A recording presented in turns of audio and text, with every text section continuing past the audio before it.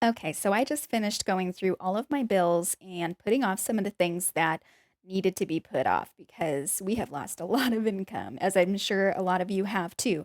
So, if you're in that situation where you're trying to figure out what you're going to do with bills because you can't pay them all, then this episode is for you. I'm going to give you a step by step guide on properly making arrangements and tracking all of the arrangements that you made with all your bills. Let's dive in.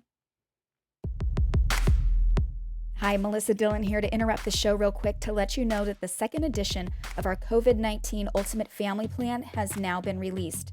Go to raisingkindness.org to download your copy of the second edition, which is packed with a step by step guide to helping you find clarity and calm in your routine going into the second week of the lockdown period.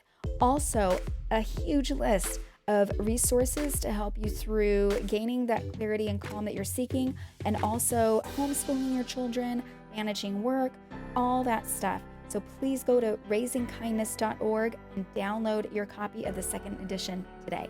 Now, let's dive into the show. We're replacing the More Time Loving Mom Life show right now with support to get you through this, feeling like you're continuing to thrive in a life that you love with your kids. Let's do this. Okay, so if this is your first time listening to the show, welcome. I have made a decision. This is week 3 of the lockdown here in San Diego, and I feel like all the way up until this point, I have bought into the uncertainty, the stress, the fear, all of those things that people are talking about. I just kind of feel like on some level I have mirrored that, and I've decided I'm going to stop doing that because even though this has been happening to us and we don't have any control, it doesn't mean we need to fall apart. It doesn't mean we need to buy into the hype that this is the world's scariest thing and that we should be living fearful every day. No, we shouldn't do that. Even with the hardest stuff, and believe me, I've been through some hard stuff, including being in this very similar situation before where a business is just crazy struggling or I got let go of a job, whatever the reason may be that you're needing to go through your bills and start making arrangements and extend things and ask for extensions. This is not my first time doing this. I've done this several times. So I can tell you it's only temporary. I know it feels yucky right now, especially if this is the first time you've ever done this. Then I know that it doesn't feel good. I get it that it feels scary, but it's only because it's the first time you've ever done it. And none of us feel great about asking for help, especially if we don't really usually have to do it. But now is a really great time to lean on the help that people are offering you. And a lot of the companies, every single one of them, in fact, has some sort of relief package. And so I'd be really surprised if you run into someone who comes across and tells you, no, all of your bills are due. So, what I'm going to do today is give you that step by step. I'm going to just dive right into it because I'm limited on time myself and I want to make sure I get some really good episodes. Ready? Okay. So go ahead and if you want, you can go ahead and follow along with me and open up Excel or your favorite spreadsheet app and do this with me, or you can grab a piece of paper and a pen and start taking notes and making your rows and your columns. I'm going to talk to you about this in rows and columns, the columns that you need to organize all the stuff that you're working on and track all of the relief that you have had set up and next follow ups. So, the very first thing is open up that spreadsheet and you're going to start with column A, which is your bills. So, all those bills, all the companies that you owe right now, you're going to list those all out. First, I recommend going off the top of your head and just listing them all out one by one the way that you remember them. Then, to really get to the nitty gritty and get into detail, is go through all of your bank statements and all of your if you use I use PayPal, so I was going to say all your PayPal statements, but all your bank statements and go through the last 30 days and figure out what you have that's on auto pay that you may have forgotten too. So make sure you get 100% of your bills listed.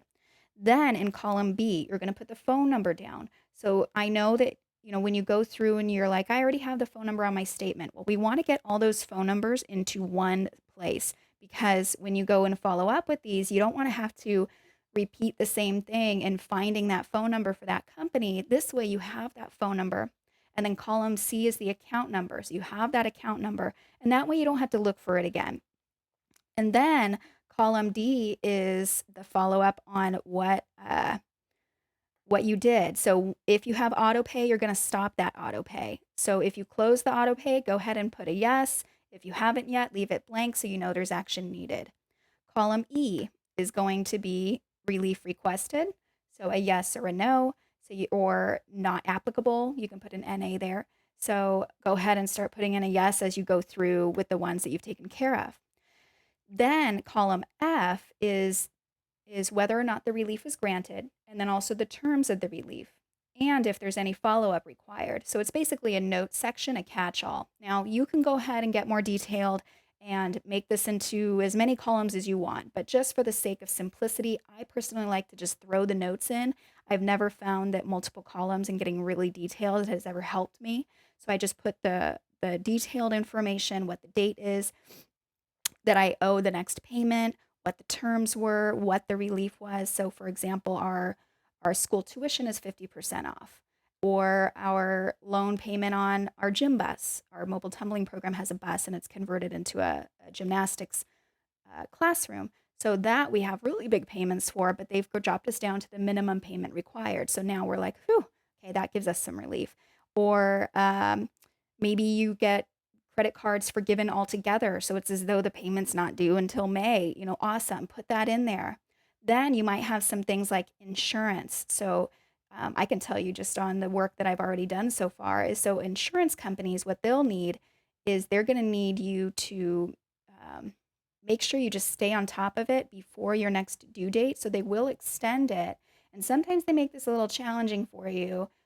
So for us, we have Esurance, and they allowed us to go into the website, extend it automatically. Like, we stopped our auto pay and then extended the payment due date by a couple of weeks, but then we can't do anything else until it comes in within 5 days of the due date. So you might come up with some little pain in the bottom, things like that, where you'll need to follow up in a couple of weeks, but at least this buys you some time so that you can get your agreements with as many people as you can.